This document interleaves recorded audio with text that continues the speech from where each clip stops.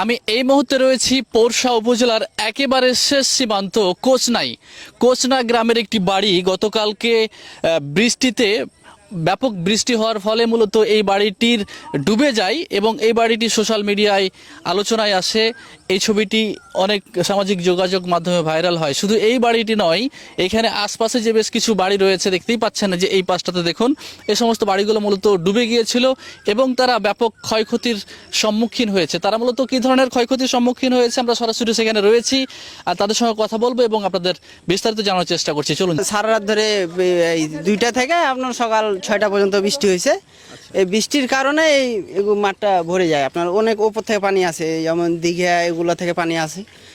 বেশি আর আসার কারণে এই বাড়িগুলা ডুবে যায়। সব বাচ্চা দুইজন খাটের উপর বসে দিয়ে সংসারের জিনিস যা আছে সব উপরে তুলছি, সব ভিজে যাচ্ছে। তোলার তো জায়গা নেই। টেবিলের উপর, চেয়ারের উপর, ধরো আর কিছুর উপর মোড়া আছে, যেতে পাই সেটি করে তুলে তুলে রাখি। আর অনেক পানি, ঘর পঠে তোমার আগুনে বাড়ি ঘর ক্ষতি হয়েছে, ঘরের টিন মশার টিন বসে গেছে, যেতে পারি না, ঘর দর ঢুকতে পারি না। এগুলো আর এখানে কি পরিমাণে পানি আসছিল? এই জায়গায় কতটুকু পানি ছিল? এক মানুষ, আমি যখন খাড়া আছে এরকম হয়ে পানি যাচ্ছে। আচ্ছা, তার মানে বাড়ির একদম বাড়ির ছাদ বরাবর পানি যাচ্ছে, তাই না? জি জি। আপনাদের আরো কিছু ভাসিয়ে নিয়ে গেছে?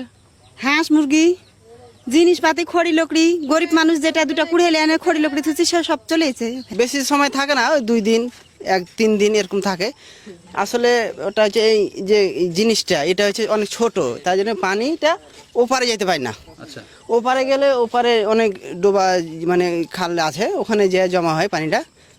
না যাওয়ার কারণে আপনার এই বাড়িগুলো ডুবে যায়। তাদের এই অনেক পানিটা কোথায় গিয়ে নিষ্কাশন হয় আসলে? এটা আপনার এই যে ফাঁকা গ্যাপ আছে, যেমন পোরশার নিচে। ওই জায়গাটা কি নিচে? জি, পোরশার পুনর্ভবা নদী থেকে এখানে খালি পানি যায়? এটা জয়েন আছে, পূর্ণভবন নদীর সাথে এটা জয়েন আছে। আচ্ছা, এটা ওই নিতপুরের লাইন দিয়ে যে হালকা যে পূর্ণভবন নদীটা আছে, ওই নদীর সাথে এটা সংযোগ আছে। দেখতে পাচ্ছেন সেই কোচনা খাড়ি, দেখান একটু কাছে আসেন। এই খাড়ি দিয়েই মূলত এই এলাকার পানিগুলো মূলত নিষ্কাশন হয়।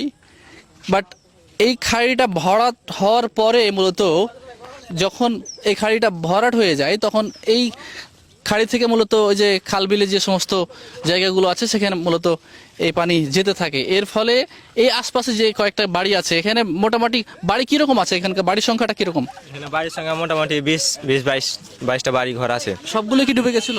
সবগুলোতে পানি ঢুকে গেছে, মানে অনেকের মানে গরু ছাগল আছে অনেকের, এগুলো মানে অনেক সমস্যা হয়েছে, মানে ওখান থেকে এখানে নিয়ে আসতে হয়েছে গরু কি ছাগলগুলো। ধরনের ক্ষয়ক্ষতি হয়েছে দাদা আপনাদের জানা মতে? আপনাদের জানা মতে যে বিছান খাতায় যেগুলো আছে কিনা, মানে ওগুলো কিছু সমস্যা হয়েছে, মানে ভিজে গেছে। আজ মানে কষ্ট, মানে রান্না বান্নার কোনো মানে যেগুলো হাঁড়ি ভাতের আছে ওগুলো ডুবে গেছিলো, ওগুলো সমস্যা হয়েছে ওদের। বড় ধরনের কোনো ক্ষয়ক্ষতি হয়েছিল কি? না, বড় ধরনের সেরকম কোনো ক্ষয়ক্ষতি হয় নাই ওদের। বন্যা কয়দিনের জন্য আসছিল আসলে এখানে? বন্যা আসছিল আপাতত একদিনের জন্য। আচ্ছা। এবার জি, এর আগে মানে এবছর বাদে অন্যান্য বছর কিরকম ভাবে এই বন্যাটা হয় আসলে এখানে? এরকম ভাবে এবার যেরকম হয়েছে প্রতি বছর একই রকম করে হয়। বর্ষায় কোনো পানি হলে, একটু বেশি পানি হলে এগুলো ডুবে যায়। বর্ষা হয়, চাপের বর্ষা হয়, একটু 2 ফুট পানি হলেই এই এলাকার পানিটা সম্পূর্ণটা এই পাকে যায়।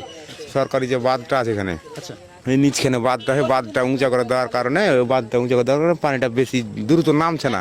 এই কারণে এই বাড়ি ঘরগুলো সম্পূর্ণ ডুবে যায়। এই যে গতকালকে ডুবে গেছিল, ডুবে যাওয়ার কারণে মেলা ক্ষয়ক্ষতি হয়েছে। ধান, গরু, বাছুর, বকরি মরেছে, বকরি বা ছাগল টাগল মরেছে, ধান টান ভেসে চলে এসে বস্তা ধানে বস্তা বাড়ি ঘর দুয়ার ছিল, অনেক গেলা ক্ষতিগ্রস্ত হয়েছে আর কি। তো এই কারণে পানিটা হলেই এটা ভেসে চলে যায়। প্রত্যেক বছরই একই কেস। কি পরিমাণে ক্ষয়ক্ষতি হয়েছে আপনাদের আসলে? তো বাড়ি ঘর এগুলো ভেঙে লেগেছে, এগুলোই ভিজেছে, গরু বকরি সব ভিজেছে। গরু বাছুর তলিয়ে যাওয়ার মতো বা চলে যাওয়ার মতো পানির সাথে এরকম? না, চলে যায়নি, সব ধরে পার করেছে ইয়াতি সব। অনেকগুলা মানুষ এসে দিক থেকে নিয়ে পার করেছে। একটি ছাগল মারা গেছে, 3টি হাঁস, 5টি মুরগি। পানিতে এত পানি, পানির সমস্যাতে সব মারা গেছে। পানি আসে দিয়ে এ ধরনের পানি লয়, এমন পানি কাইলে এসেছিল। এখন কি কাজ করলে, কোন ব্যবস্থা নিলে এই আপনাদের এই সমস্যা থেকে সমাধান পেতে পারেন বলে মনে করছেন? সমস্যার সমাধান হলো একটা কি, যে এই খাড়ি, এই খাড়িটা ওই নিচ দিকে পুরোটা বান দেওয়া আছে 2-3টা। এই বানগুলা ক্লিয়ার করলে আর কি এই জিনিসটা নিরসন হতে পারে হালকা কিছুটা। এই খাড়ি কি খনন করা আছে? এই খাড়ি খনন করা আছে তলা পর্যন্ত, কিন্তু ওই নিচে একটা করস ড্যাম দেওয়া আছে, তারপরে ওই নিচ দিকে একটা বন্যা বান আছে দুটা, ওই বানগুলা অনেক বান আছে, বানগুলা গ্রামের লোকজনই বান দিতেছে। ওই বানগুলা ছাড়লে ওই বাঁধগুলো কি জন্য দেওয়া আছে? ওই বাঁধগুলা দিয়েছে সব জমি আবাদ করে, ও কারণে দিয়েছে। রাস্তার জন্য? রাস্তা না, জমি আবাদ করে আপনার পানি বান দিতেছে, ও আচ্ছা আচ্ছা। আবাদি করে, ওই বানটা ছাড়ছে না আর কি। ওখানে পানিটা জমা হয়েছে, তখন রাস্তাতে ফুলিয়েছে, তখন ভেসা মিশে যায়, তখন ডুবিয়েছে। এই পানিটা যদি সরাসরি নিষ্কাশনের ব্যবস্থা হতো তাহলে হয়তো যদি চলি তো আগে কিন্তু এরকম ডুবতো না। আগে এরকম এই আকাশের পানিতে ভেসা মিশে যেত না। আগে হয়তো বন্যা টন্যা আসলে হয়তো ডুবতো, কিন্তু আসলে আকাশের পানিতে ডুবতো না। যে বাঁধটা দেওয়া আছে এখান থেকে কত দূর? এই সামনে একটা আছে, এই সরকারি যেটা করস ড্যাম দেওয়া আছে, এই সামনে 500 মিটার, আর তার তলে আছে 2-3টা বাঁধ আছে, তো ওই বাঁধে এই বাঁধে থেজুরাল ওর উঁচা করা আছে, ওগুলো ব্যক্তিগত? বলে ব্যক্তিগত দিয়েছে। ওগুলো কি অপসারণ করা দরকার মনে করছেন? ওগুলা অপারেশন করলে এই জায়গাগুলো ভাসবে কম আর কি, পানিটা দ্রুত নেমে যাবে, নিষ্কাশন হয়ে যাবে, তখন এই আলা ভাসবে না। তাছাড়া এলে গোটাটাই ভেসে যায় ওই বাঁধের কারণে। না আগে আমরা দেখতো, আগে এলে হতো না, কিন্তু এখন এই বাঁধ দেওয়ার কারণে এলে একটু বেশি হচ্ছে। তার মানে এখান থেকে 500 মিটার দূরে এই মূলত একটা সরকারিভাবে বাঁধ দেওয়া রয়েছে, এবং এরপরে আরো 2টি বাঁধ রয়েছে যে বাঁধগুলো মূলত ব্যক্তিগত জমি চাষাবাদের জন্য দেওয়া রয়েছে। সে বাঁধগুলো যদি এই বর্ষার সময় মূলত একটু খুলে দেওয়া হয় তাহলে এই ধরনের ক্ষতিগ্রস্তের শিকার আসলে দুর্ভোগটা হবে না। আমরা সরাসরি রয়েছি, এখানকার মানুষের কথাগুলো শোনার চেষ্টা করছি এবং আপনাদের জানানোর চেষ্টা করছি।